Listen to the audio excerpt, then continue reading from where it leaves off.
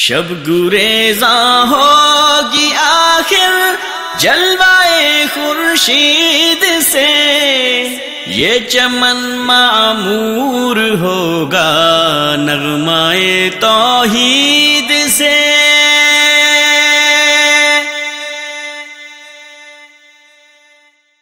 السلام علیکم ورحمۃ اللہ وبرکاتہ۔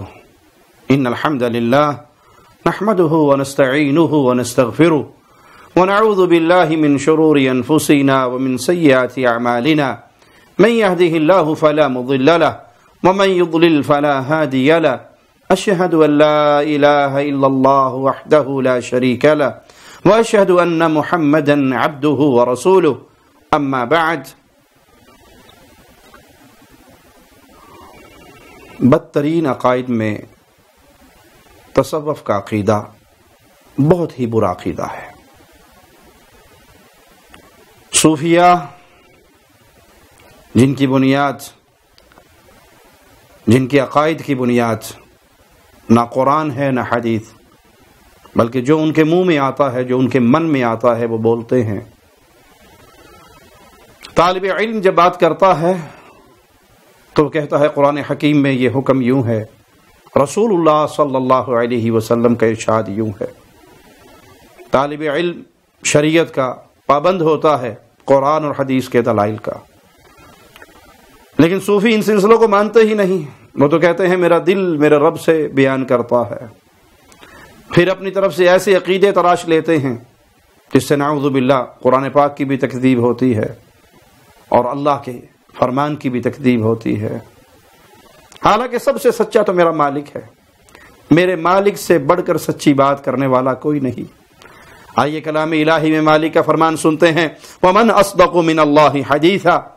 اللہ سے زیادہ سچا کون ہے؟ کس کی بات اللہ کی بات سے زیادہ سچی ہو سکتی ہے؟ وَمَنْ أَصْدَقُ مِنَ اللَّهِ قِيلًا۔ اللہ سے بڑھ کر بات کرنے میں کون سچا ہے؟ سب سے زیادہ سچ اور سچی بات میرے اللہ اور میرے مالک کی ہے۔ اس لیے مالک نے اپنے نبی صلی اللہ علیہ وسلم کا حکم دیا، قل صدق اللہ، اے نبی آپ بھی کہہ دیجئے کہ اللہ نے سچ فرمایا، اللہ نے سچ فرمایا۔ اور اللہ نے اپنے کلام میں بارہا یہ خبر دی کہ رحمان اپنی شان کے مطابق جیسے مولا مالک کو لائق ہے وہ اپنے عرش پر قائم ہے، اپنے عرش پر بلند ہے۔ آئیے مالک کا فرمان سنتے ہیں، سورۃ الاعراف آیت نمبر 54 ہے۔ مولا فرماتا ہے، ان ربکم اللہ الذی خلق السماوات والارض فی 6 ایام ثم استوى علی العرش۔ تمہارا رب جس نے آسمانوں اور زمینوں کو پیدا کیا 6 دنوں کے اندر، ثم استوى علی العرش، پھر وہ اپنے عرش پر بلند ہوا۔ ہم اس کی کیفیت نہیں جانتے، نہ تو اللہ کی صفت کا انکار کرتے ہیں نہ اس کی کیفیت بیان کرتے ہیں، بلکہ کیفیت کو ہم اللہ مالک کے حوالے کرتے ہیں۔ لیس کمثلہ شیء، اس کی کوئی مثال نہیں بیان ہو سکتی، اس کی کوئی مانند نہیں ہے، اس کی کوئی مثال نہیں ہے۔ یہ بات کلام الہی میں بارہا جگہ پر بیان ہوئی، سورۃ یونس آیت نمبر 3 میں، سورۃ رعد آیت نمبر 2 میں، سورۃ طٰہٰ آیت نمبر 5 میں مالک نے فرمایا، الرحمن علی العرش استوى، رحمان اپنے عرش پر مستوی ہے اپنی شان کے مطابق۔ سورۃ فرقان آیت نمبر 59 میں مالک نے فرمایا، ثم استوى علی العرش، پھر وہ اللہ اپنے عرش پر مستوی ہوا۔ سورۃ سجدہ آیت نمبر 4 میں یہی فرمایا، سورۃ حدید میں آیت نمبر 4 میں بھی یہی فرمایا۔ یہ 7 آیات ہیں جس سے ہمیں یہ درس ملتا ہے کہ رحمان اپنی شان کے مطابق اپنے عرش پر ہے۔ اسی طرح مولا مالک کا اپنے عرش پہ ہونا، اس کا ذکر ہمیں پیارے نبی صلی اللہ علیہ وسلم کی کئی احادیث سے بھی ملتا ہے۔ صحیح بخاری حدیث نمبر 3194، ابو ہریرہ رضی اللہ عنہ وارضاہ بیان فرماتے ہیں کہ رسول اللہ صلی اللہ علیہ وسلم نے فرمایا، جب اللہ تعالیٰ اپنی مخلوق کو پیدا فرما چکا، كتب في كتابه فهو عنده فوق العرش ان رحمتي غلبت غضبي۔ اپنی کتاب یعنی لوح محفوظ میں جو اس کے پاس عرش کے اوپر ہے، اس میں یہ لکھ دیا کہ بے شک میری رحمت میرے غضب پہ بھاری ہے، میرے غضب پہ غالب ہے۔ اے اللہ تجھے تیری اسی رحمت کا واسطہ ہے مولا۔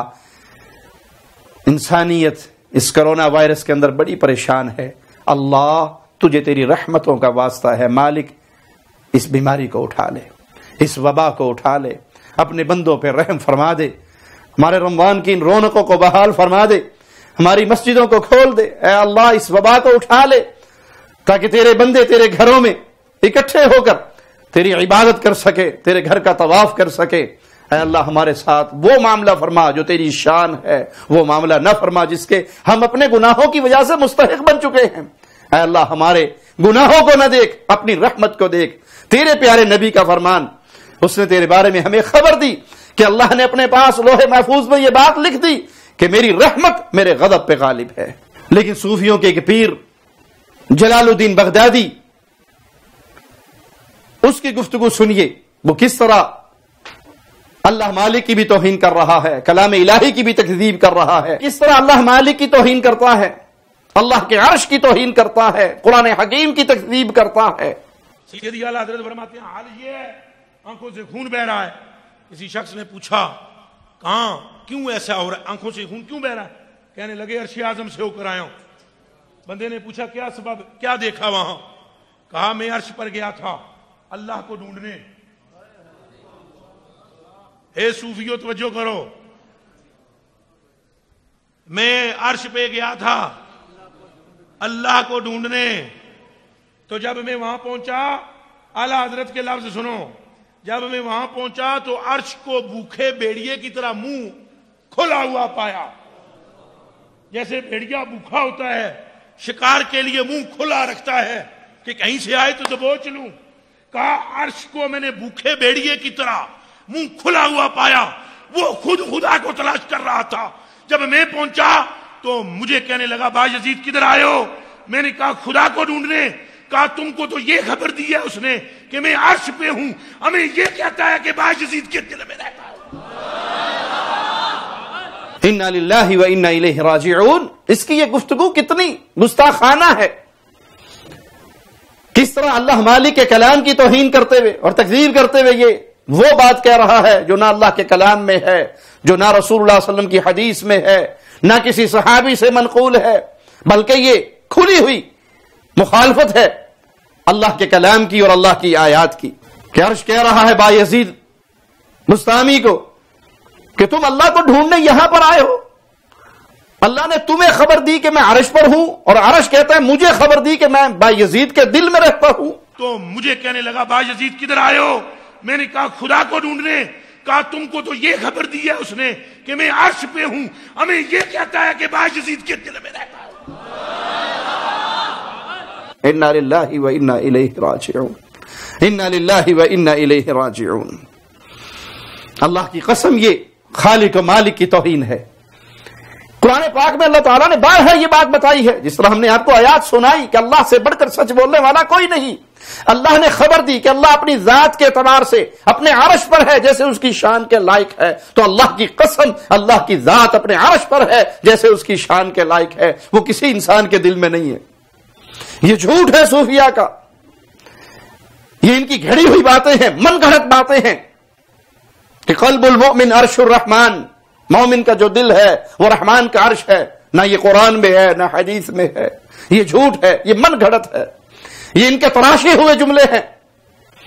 جہاں یہ اللہ کی طرف جھوٹ کی نسبت کر رہا ہے کہ اس نے انسانوں کو جھوٹی خبر دی کہ میں عرش پہ ہوں، اور جب با یزید بستامی نے عرش پہ جا کر جھانکا نعوذ باللہ ثم نعوذ باللہ، تو عرش نے خبر دی کہ وہ تو تیرے دل میں ہے۔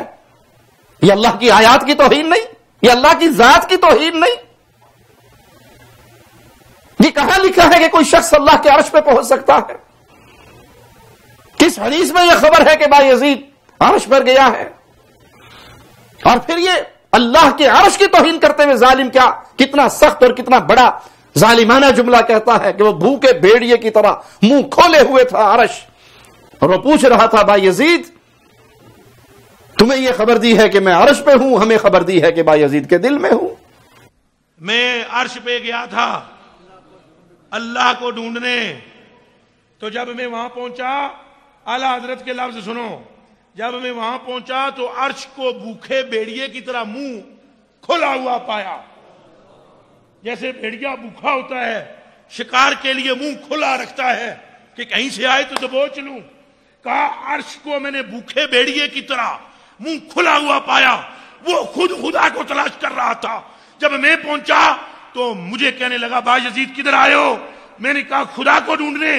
کہا تم کو تو یہ خبر دی ہے اس نے کہ میں عرش پہ ہوں، ہمیں یہ کہتا ہے کہ بایزید کے دل میں رہتا ہے۔ یہ اللہ کے عرش کی توہین نہیں؟ قرآن حکیم میں تو مالک اس عرش کی شان بیان کرتا ہے، وَهُوَ رَبُّ الْعَرْشِ الْعَظِيمِ۔ اس آیت کا ترجمہ احمد رضا خان بریلوی کی کتاب سے ہی، اسی کی تفسیر سے ہی پڑھ لیجئے۔ احمد رضا خان بریلوی اس کا ترجمہ کرتے ہوئے لکھتا ہے وہ بڑے عرش کا مالک ہے۔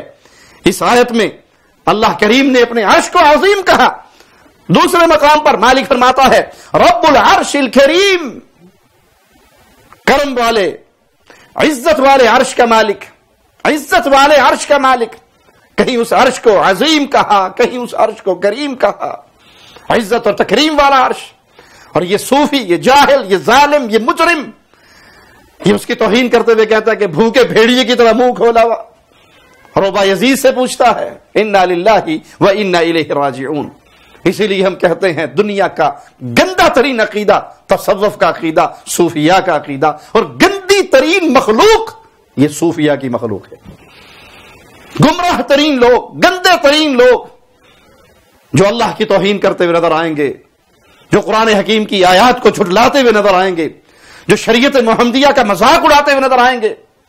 سبحان اللہ عما یصفون، پاک ہے اللہ اس چیز سے جو تم اس کی طرف منسوب کرتے ہو۔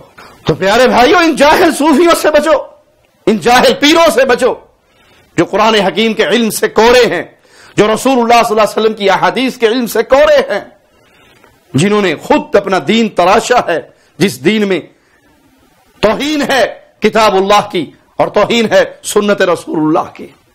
اللہ سے دعا ہے اللہ ہمیں اس خالص دین پہ قائم اور دائم رکھے اور زندہ رکھے جو رسول اللہ صلی اللہ علیہ وسلم اپنے پیارے صحابہ کو دے کر گئے، اور وہ صحابہ سے چلتا ہوا تابعین، تبع تابعین، محدثین، ائمہ دین سے ہوتا ہوا محفوظ ہے، کتابوں میں درج ہے، موجود ہے، اللہ اس کا نگہباں ہے۔ اور وہ دین نام ہے، قرآن حکیم میں کیا آیا، رسول اللہ صلی اللہ علیہ وسلم کے فرامین میں کیا آیا، یہ دین کا تعارف ہے۔ یہ نہیں ہے کہ میرے دل نے میرے اللہ سے نقل کیا، یا شیخ کے سینہ بسینہ چلتا ہوا ہم تک یہ معاملہ پہنچا، کتابوں سے ہمارا تعلق نہیں ہے۔ یہ مردوں کا دین ہے، حقیقت میں تصوف کا دین، گمراہی کا دین، بربادی کا دین اور ہلاکت کا دین ہے۔ اقول قولی ھذا واستغفر اللہ لی ولکم ولسائر المسلمین۔ آپ کی شان شوکتوں سے الگ